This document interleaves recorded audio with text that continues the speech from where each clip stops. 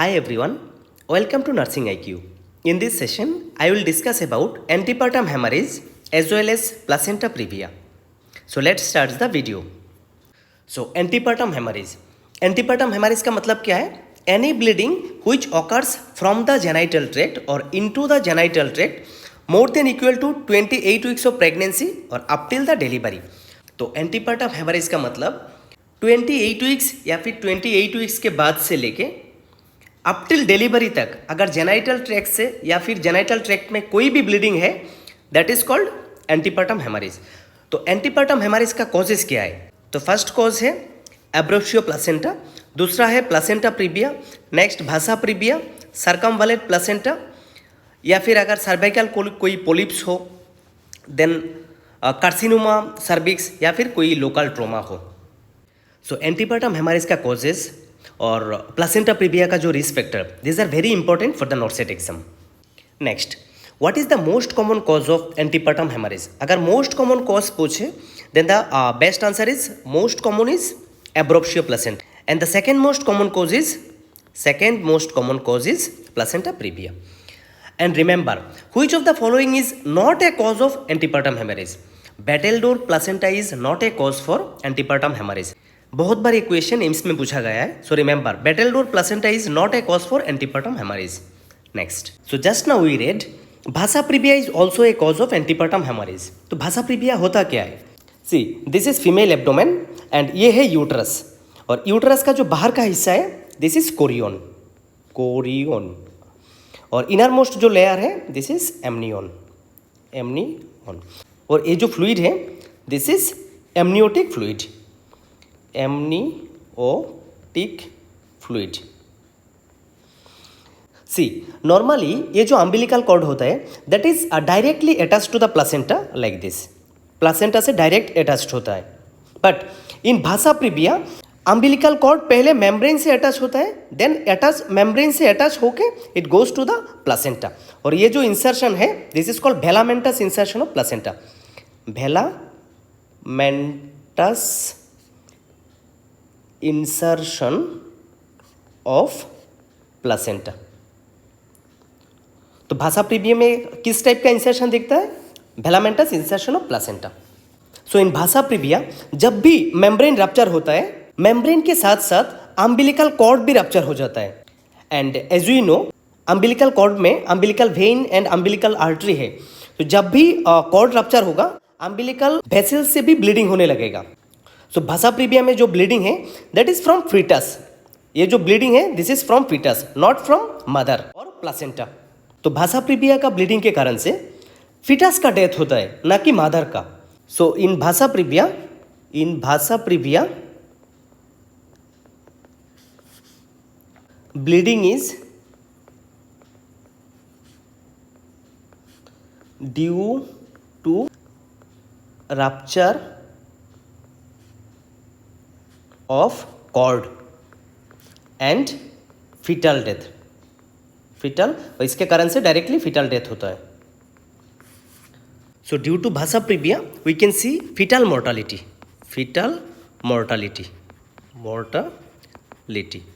not maternal mortality,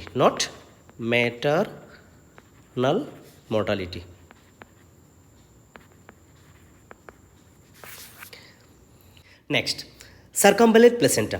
Circumvallate placenta is also a cause for antepartum hemorrhage. So what is this circumvallate placenta? Normally जो maternal surface and fetal surface होता है placenta का वो equal size का होता है, but in case of circumvallate placenta maternal surface थोड़ा बड़ा होता है। तो दिस इज सर्कमवैलेंट प्लेसेंटा। इसमें आप देख रहे हो ये है maternal surface, this is maternal surface. ये जो मार्क कर रहा हूं मैं दिस इज मैटरनल सरफेस, और ये मैटरनल सरफेस थोड़ा बड़ा है इसलिए ये फीटल सरफेस को, दिस इज फीटल सरफेस, ये फीटल सरफेस को सराउंड करके रख देता है। Here also you can see this is fetal surface, ये है फीटल सरफेस, और ये जो बाहर का हिस्सा है that is maternal surface. So this is also a cause for antepartum haemorrhage. Remember this image. This is also can be asked for image-based question. Next, risk factor of placenta previa. See, placenta previa या फिर antepartum hemorrhage का जो risk factor है, this is very important question for the NORCET exam. So first जो risk factor है, अगर माँ का एज ज़्यादा हुआ माँ का एज अगर more than equal to 35 years है तब उसको प्लेसेंटा प्रीविया हो सकता है। नेक्स्ट है इंक्रीज्ड मैटरनल पेराइटी या फिर मल्टीपेरस या फिर मल्टीग्रेविडा।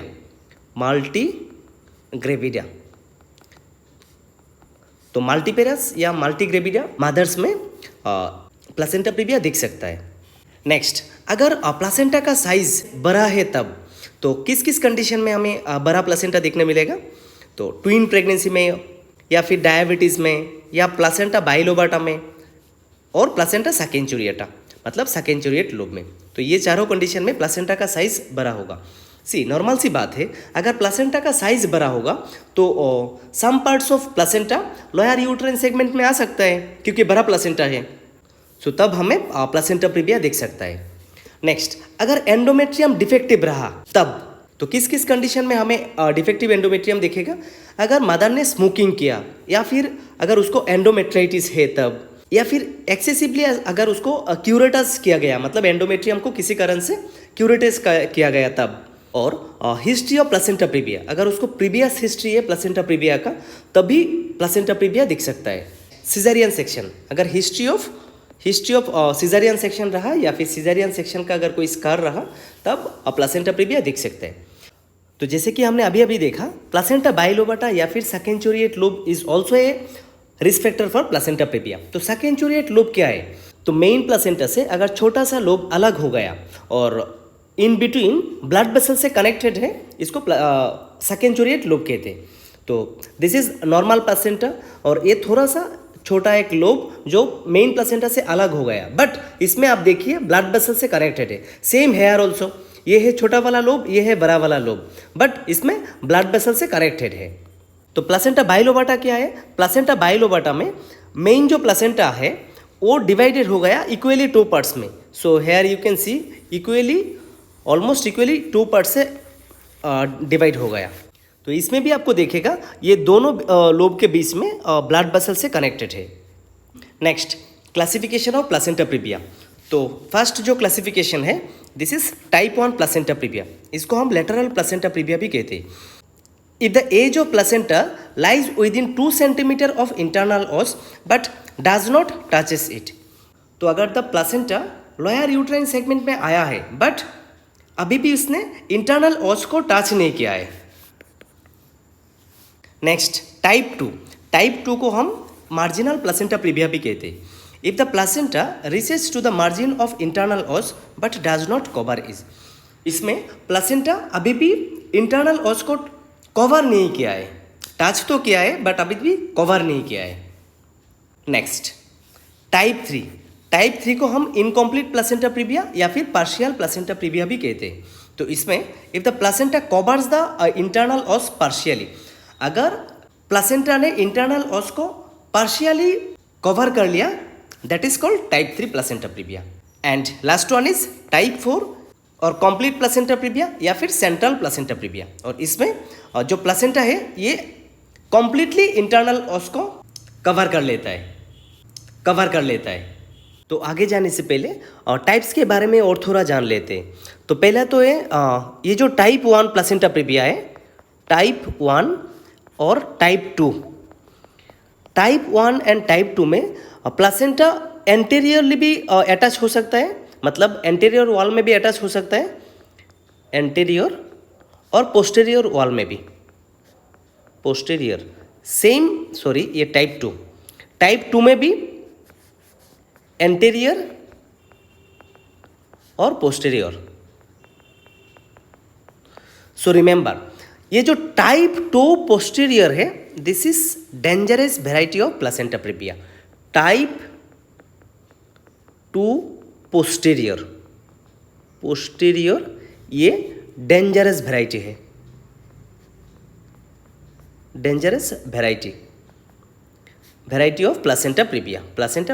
किस लिए डेंजरस वेराइटी? क्योंकि पीछे की तरफ है। तो जब भी फीटस रहेगा ना, जब हम अल्ट्रासाउंड करेंगे तो फीटस के कारण से ना वो बिहाइंड में जो प्लेसेंटा प्रीविया है ये अच्छी तरह से नहीं दिखेगा हमें। सो this is dangerous type. So minor degree of placenta previa कौन सा है? Minor degree of placenta previa, PP मतलब प्लासेंटा प्रीविया। तो इसमें क्या क्या आएगा, एक तो टाइप 1 का एंटीरियर आएगा एंड पोस्टीरियर, और टाइप 2 का सिर्फ एंटीरियर आएगा, पोस्टीरियर नहीं आएगा, सिर्फ एंटीरियर, क्योंकि पोस्टीरियर तो डेंजरस टाइप है।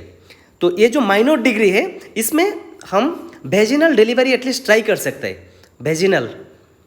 Vaginal delivery can be possible, या फिर हम ट्राई कर सकते हैं। बट मेजर डिग्री कौन सा है, major degree of placenta previa कौन सा है, एक तो आएगा टाइप 2 का पोस्टीरियर एंड टाइप 3 और टाइप 4। तो इसमें हम क्या करेंगे, डायरेक्टली सी सेक्शन करेंगे, caesarean section.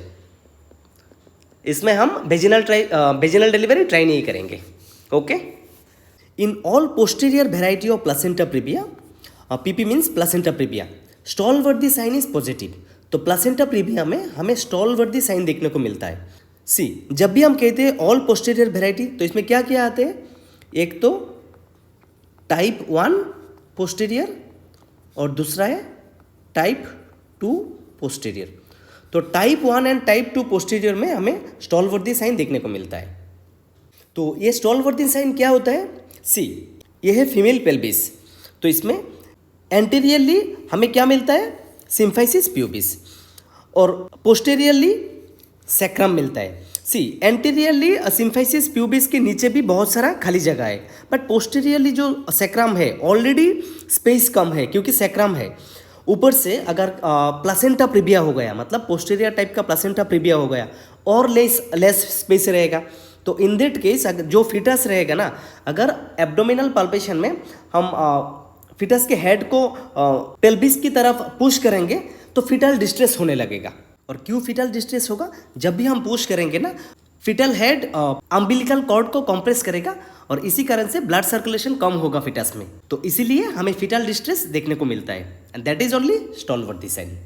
Next, characteristics of patient complaint. तो प्लासेंटा प्रीविया में पेशेंट का कंप्लेंट्स क्या रहेगा, सी, जो भी पेशेंट आपके पास पारवेजिनल ब्लीडिंग लेके आएगी या फिर एंटीपार्टम हेमरेज लेके आपके पास आएगी, आपको तो पता नहीं है ना ये प्लासेंटा प्रीविया है या फिर एब्रोशियो प्लासेंटा और भासा प्रीविया। तो पेशेंट के कैरेक्टरिस्टिक्स से, मतलब कंप्लेंट जो बता रही है उसके हिसाब से आपको डायग्नोस करना है। तो आजकल नॉर्सेट में जो क्वेश्चन आ रहा है, इसमें एक ही क्वेश्चन में बस पेशेंट का कंप्लेंट बता देगा और आपको पूछेगा ये प्लासेंटा प्रीविया या एब्रोशियो प्लासेंटा।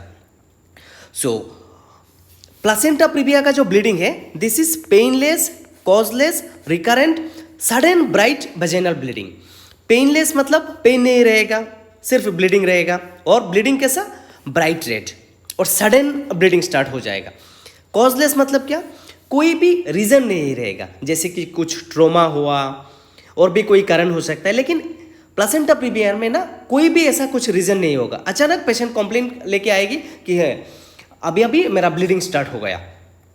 और third one is recurrent. Recurrent मतलब क्या है, मान लीजिए आज ब्लीडिंग स्टार्ट हुआ है प्लासेंटा प्रीविया का, तो शायद आगे जाके और भी ब्लीडिंग हो सकता है। आज तो आपके पास आई, ट्रीटमेंट आपने किया है तो ब्लीडिंग रुक भी गया, बट ऐसा भी हो सकता है कल ब्लीडिंग हो सकता है, या फिर 1 वीक बाद ब्लीडिंग हो सकता है। सो this is called recurrent bleeding. So initially जो ब्लीडिंग है ये लेस ब्लीडिंग से स्टार्ट होगा, और आगे जाके बहुत सारा ब्लीडिंग हो सकता है, हैवी ब्लीडिंग हो सकता है। तो initially less bleeding followed by the heavy bleeding.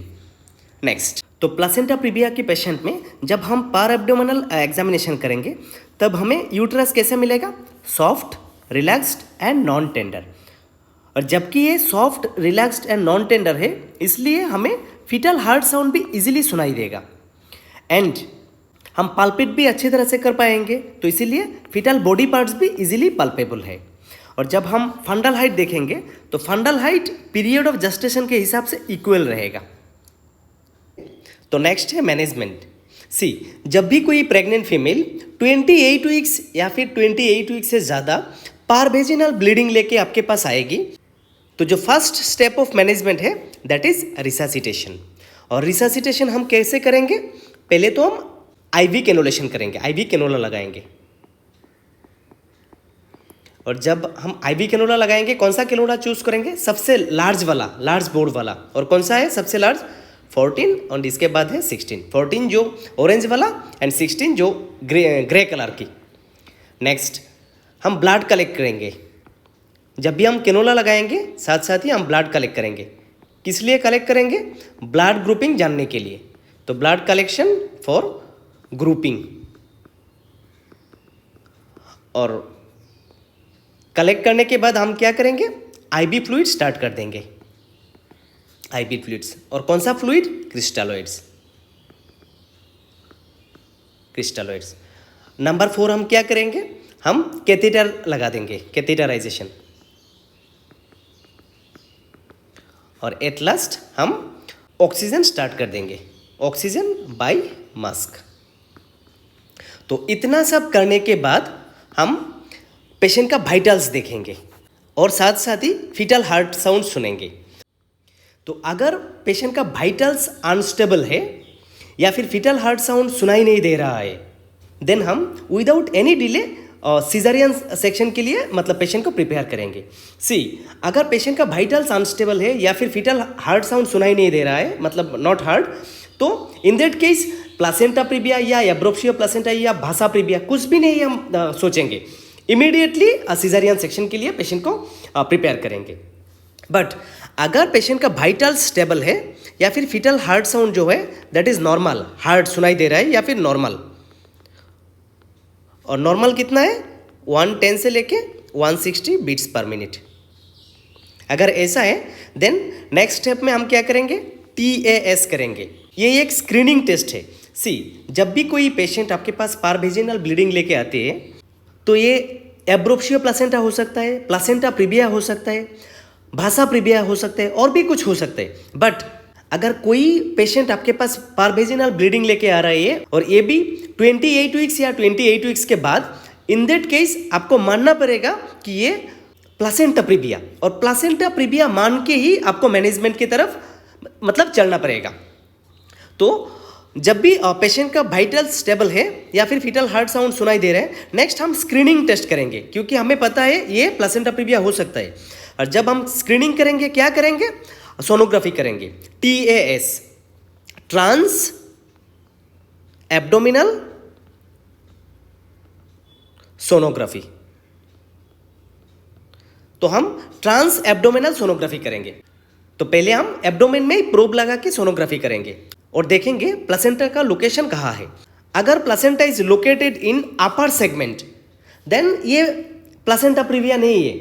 But अगर हमें दिख रहा है प्लासेंटा लो लाइंग है, दैट इन दैट केस हम TVS करेंगे। और TVS किया, ट्रांसवेजाइनल सोनोग्राफी। तो ट्रांसवेजाइनल सोनोग्राफी में अल्ट्रासाउंड मशीन का जो प्रोब है ये हम धीरे धीरे वेजाइना में इंसर्ट करेंगे और वेजाइना से ही हम देखेंगे कि ओस ओपन है या फिर क्लोज्ड, और इसमें हमें प्लासेंटा प्रीविया का डिग्री भी पता चलेगा। तो जो स्क्रीनिंग टेस्ट है ये है ट्रांस एब्डोमिनल सोनोग्राफी, और जो investigation of choice, this is investigation of choice. अगर कोई पूछे what is the screening test for placenta previa, that will be TAS, trans abdominal sonography. And what is the investigation of choice for placenta previa, that is TVS, transvaginal sonography. तो NORCET exam में management के ऊपर आपको 2 ही तरह का question मिलेगा। पहला तो ये कि एक वुमेन पारवेजिनल ब्लीडिंग लेके 28 वीक्स के बाद आपके पास आई है, तो पहला स्टेप ऑफ मैनेजमेंट क्या होगा। तो अगर आपने ये स्टेप्स ऑफ मैनेजमेंट अच्छी तरह से एक बार समझ लिया तो I am sure you can answer such question easily. Next, management of confirmed cases of placenta praevia. See, अगर क्वेश्चन पेपर में मेंशन्ड है कोई confirmed cases of placenta praevia लेके आपके पास आई है, देन इन दैट केस आप कैसे मैनेज करोगे।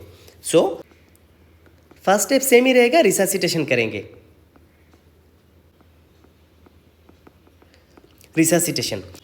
रिससिटेशन करने के बाद पेशेंट का कंडीशन को देखते हुए एक तो हम एक्टिव मैनेजमेंट कर सकते हैं या फिर हम एक्सपेक्टेड मैनेजमेंट और कंजर्वेटिव मैनेजमेंट कर सकते हैं। तो एक्टिव मैनेजमेंट में हम क्या करते हैं, एक्टिव मैनेजमेंट में इमीडिएटली हम प्रेगनेंसी को टर्मिनेट करते हैं। कैसे, बाय C सेक्शन। और यहाँ पे टर्मिनेशन का मतलब क्या है, इमीडिएटली सिजेरियन सेक्शन करके बच्चे को बाहर निकालते हैं। तो कब करेंगे?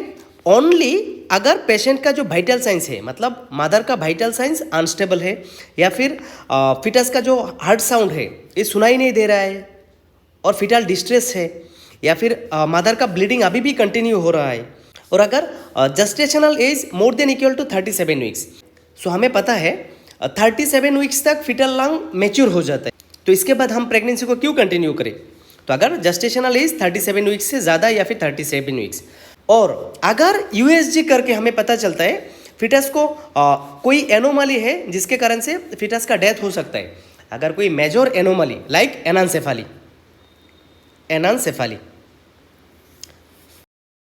सो अगर vital science unstable, fetal heart sound सुनाई नहीं दे रहा है, या फिर fetal distress, bleeding continues, gestational age more than equal to 37 weeks, और यूएसजी में पता चलता है मेजर कोई एनोमली है या फिर एनान्सेफली मेंशन है, देन इन दैट केस हम एक्टिव मैनेजमेंट करेंगे, और एक्टिव मैनेजमेंट में इमीडिएटली हम सी सेक्शन करेंगे और बच्चे को बाहर निकालेंगे, बस। नेक्स्ट, एक्सपेक्टेड मैनेजमेंट या फिर कंजर्वेटिव मैनेजमेंट हम कब करेंगे? तो एक्सपेक्टेड मैनेजमेंट या फिर कंजर्वेटिव मैनेजमेंट का मतलब क्या है? हम प्रेगनेंसी को कंटिन्यू करेंगे। कब तक कंटिन्यू करेंगे? Up till 37 weeks. और किस किस कंडीशन में हम ऐसा करेंगे? अगर मदर का वाइटल साइन स्टेबल है, या फिर फिटल हार्ट साउंड सुनाई दे रहा है, कोई फिटल डिस्ट्रेस नहीं है, ब्लीडिंग अब स्टॉप हो गया है, या फिर gestational weeks less than 34 weeks. अगर लेस देन 34 वीक्स है तो हमें पता है कि फिटल्स का लंग मैच्योर नहीं हुआ है, और यूएसजी में पता चलता है कि नॉर्मल या फिर थोड़ा बहुत एनोमली है, मतलब इस एनोमली की वजह से फिटस को कोई मतलब आगे कोई दिक्कत नहीं आएगा, नॉर्मल लाइफ जी सकता है। इन सच केसेस हम क्या करेंगे? प्रेगनेंसी को कंटिन्यू करेंगे 37 वीक्स तक, और इसको ही कहते हैं एक्सपेक्टेड या फिर कंजर्वेटिव मैनेजमेंट। ये जो एक्सपेक्टेड मैनेजमेंट या फिर कंजर्वेटिव मैनेजमेंट है, that is also known as Macafee and Johnson regimen. तो question can be asked, Macafee and Johnson regimen is used for, तो answer will be for the management of placenta previa. तो expected या फिर conservative management में हम क्या करेंगे? Up to 37 weeks तक प्रेगनेंसी को कंटिन्यू करेंगे, और जब प्रेगनेंसी को कंटिन्यू करेंगे तो हम मदर को इंजेक्शन कॉर्टिकोस्टेरॉइड देंगे। कौन सा कॉर्टिकोस्टेरॉइड? डेक्सामेथासोन या फिर बीटामेथासोन। तो डेक्सामेथासोन का जो डोजेस है दैट इज 4 इंजेक्शन हम देंगे डेक्सामेथासोन का, 6 mg करके, और 12 आवरली। तो 4 इंजेक्शन देंगे 6 आवरली, और कैसे देंगे? IM injection. और ये जो बीटामेथासोन है दैट इज 2 इंजेक्शन, 2 इंजेक्शन देंगे हम 12 mg करके इस इंजेक्शन, और 24 आवरली। नेक्स्ट, टोकोलाइटिक एजेंट देंगे। टोकोलाइटिक एजेंट क्यों देंगे? क्योंकि मदर की यूट्रस में अगर बहुत ज़्यादा कॉन्ट्रैक्शन हो रहा है तो इस वजह से प्री टर्म लेबर हो सकते हैं, तो टोकोलाइटिक एजेंट प्रीमेच्योर कॉन्ट्रैक्शन को प्रिवेंट करता है। और कौन सा टोकोलाइटिक एजेंट देंगे? निफिडिपिन। तो nifedipine is the drug of choice to prevent the premature contraction.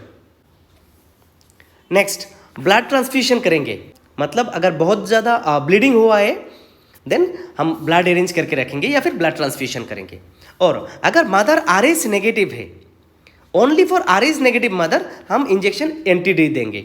और इंजेक्शन NTD का डोसेस क्या होगा? Doses that will B 300 microgram. और कैसे देंगे? IM देंगे। और ऐसा ही करके हम अप टू 37 वीक्स तक वेट करेंगे, देन हम सी सेक्शन करके डिलीवरी करेंगे। सो रिमेंबर, एक्सपेक्टेड मैनेजमेंट के दौरान अगर कभी भी आपको लगे कि मदर्स लाइफ रिस्क में आ रहा है, कि मदर का ब्लीडिंग फिर से कंटिन्यू हो गया, या फिर मदर का वाइटल्स अनस्टेबल हो गया, तो तभी हम एक्सपेक्टेड मैनेजमेंट को बंद करके इमीडिएटली सिजेरियन सेक्शन करेंगे। तब हम ऐसा नहीं सोचेंगे कि अप टू 37 वीक्स तक प्रेगनेंसी को कंटिन्यू करके जाए, उसके बाद ही डिलीवरी करेंगे। जब भी मदर्स का लाइफ रिस्क में आता है ना, तो इमीडिएटली सिजेरियन सेक्शन करो और बच्चे को बाहर निकालो, बस। So that's all about antepartum haemorrhage या फिर placenta praevia. And placenta praevia और एंटीपर्टम हेमरेज बहुत बड़ा टॉपिक है, but for the NORCET exam point of view जितना हो सके मैंने इस वीडियो में बताया। अगर आपने इस वीडियो को अच्छी तरह से 1-2 बार देख लिया, I hope you will not miss a single question. Thanks for watching.